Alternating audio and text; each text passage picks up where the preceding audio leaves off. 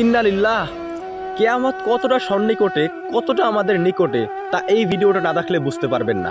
আমার স্ক্রিনের পাশে একটা ভিডিও দেখতে পাচ্ছেন, যেটা ফুরাত নদীর 2021 সালের অবস্থা। দেখুন বিল্ডিংটার চারপাশে পানি আর পানি। 2021 সালের এই অবস্থা।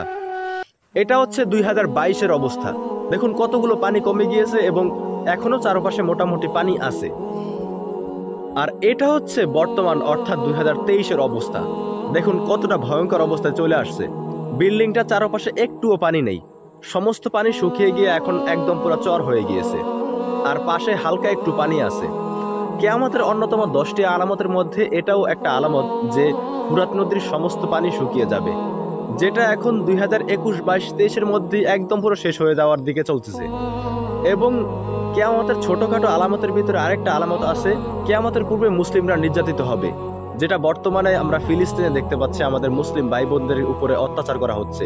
কিয়ামতের আরেকটি অন্যতম আলামতের ভিতরে এটাও আছে যে কিয়ামতের পূর্বে শুধুমাত্র সেলিব্রিটি অর্থাৎ যারা সুনামধন্য আলেম রয়েছে তাদেরকে শুধুমাত্র দাওয়াত দেওয়া, যেটা আপনারা মিজানুর রহমান আজহারি হুজুরের এই ওয়াজটা শুনলেই বুঝতে পারবেন।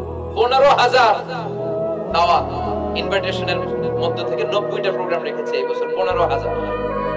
এটা কিয়ামতের আলামত না? সুবহানাল্লাহ। আর এটা কিয়ামতের আলামত। তো বুঝতেই পারতেছেন কিয়ামতের ছোটখাটো সমস্ত